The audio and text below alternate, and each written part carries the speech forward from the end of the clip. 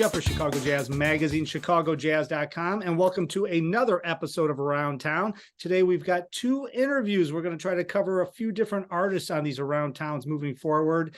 So the first one I have here is with Eric Jacobson. Of course, he was on a longer version. We did a nice interview with him a couple of months ago when he was bringing out his new recording. While he's going into the studio on October 29th after his hits at the Green Mill, which is October 27th and 28th. So we're going to hear all about that. Eric, welcome to the show. And let's talk about this Green Mill set, man. You've got it coming up on the 27th and 28th with your quintet. Absolutely. Mike, thanks for having me. Really appreciate it. Yeah, I'm so excited. This quintet, to me, it just, you've played a lot with different musicians, and for some reason, this just is a magical setting of musicians. And so I'm excited to get them together again. And we're going to be playing a lot of my originals. I wrote a lot of tunes for this session / for the Green Mill. So I'm really excited to explore the music with them and just kind of get to sit back and check out what they get to do with this, this music. So October 27th and 28th, talk about who's in the band. Yep.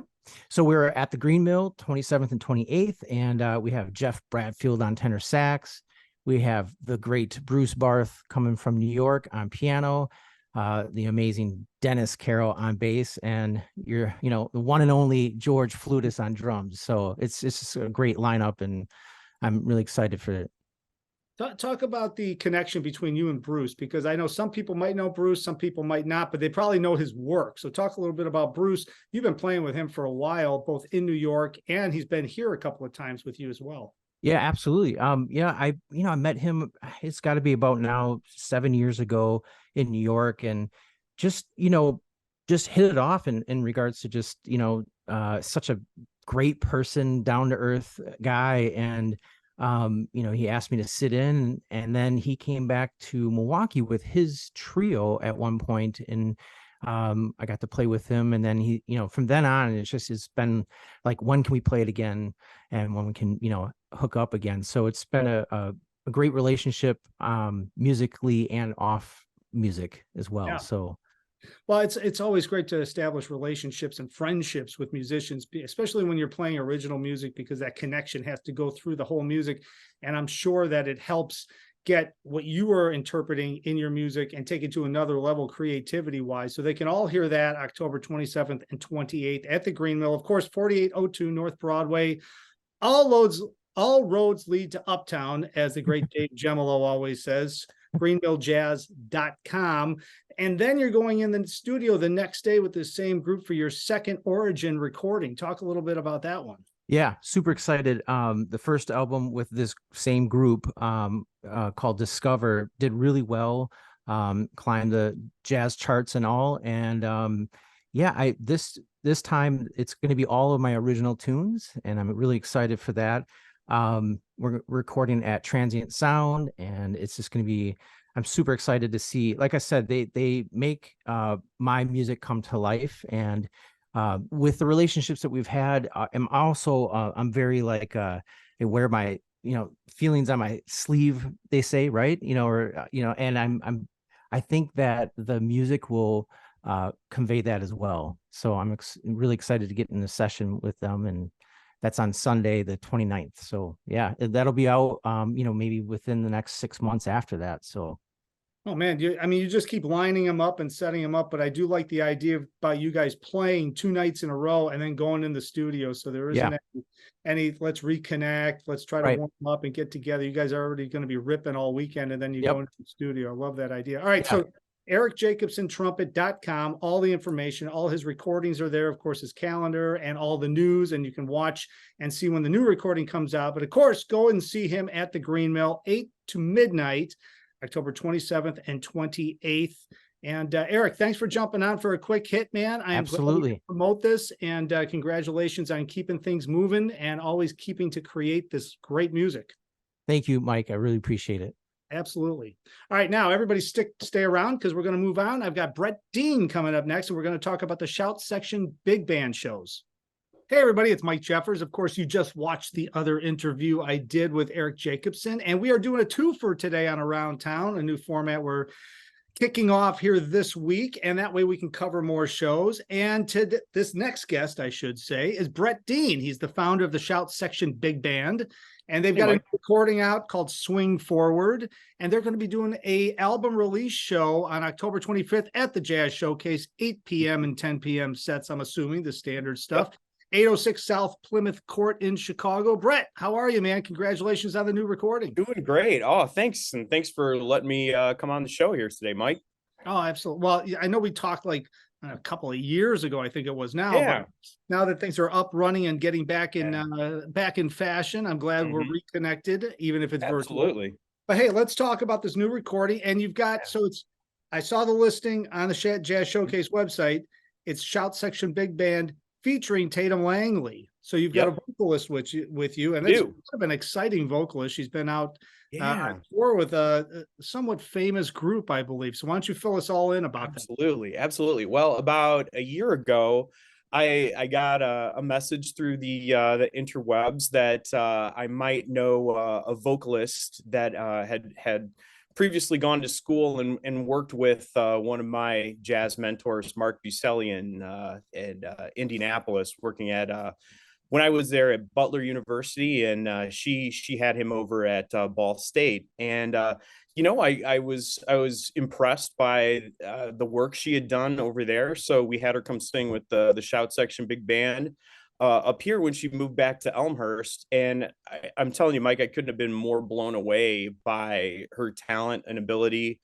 What really kind of struck me is both of us, all of us, have the fortune of working with these great vocalists around the Chicago area. But it's always really nice when somebody like very young, like right out of college young, has an enthusiasm for the music that isn't just a passing fancy. It's like a deep interest in the music. Kind of takes an actor's approach to the music, really digs into the lyrics. So Tatum's been singing with us, and she was spotted through some of her video work. She's one of these young people, that is able to like put everything up online and convert a lot of her work to online presentation and stuff like that, and got noticed by Postmodern Jukebox and Scott Bradley. So she's been out there working with them. She did a tour in June, I believe, and I think they did sort of a coast to coast thing, kind of the Northern Plains, Vancouver, kind of went west to east, and then ended up over in New York somewhere. I think they did Montreal, places like that, big towns, coast to coast. And I guess she's going to go do a little bit more with them right before Christmas time. She's going to do November and early December with them. So while we're, always sad when she has to leave town for a little bit, I can't help but think that, that's a pretty good opportunity and a pretty good show to be a part of. Oh, it is. And I mean, the fact that she's learning all of this stuff and she's so young, and I love the fact that she does a deep dive and she goes backwards. And that's obviously why Postmodern was very interested in her. She has that sound, but she has the understanding of the music, which ties in perfectly with Shout Section Big Band, because I know you guys really hunker down into that older swing music, but then of course you can play more modern things and you can do all sorts of stuff with the players you have. So the new recording Swing Forward, which you're doing the release show for October 25th at the Jazz Showcase, what can people expect to hear on that new recording? On that one, I wish there was a deeper philosophy maybe behind how I originally planned it. It was started out with songs I like that simply don't get played or performed enough. The life of a big band musician, is kind of like playing corner pocket on every gig, or, there are certain charts that appear every time, every place you go.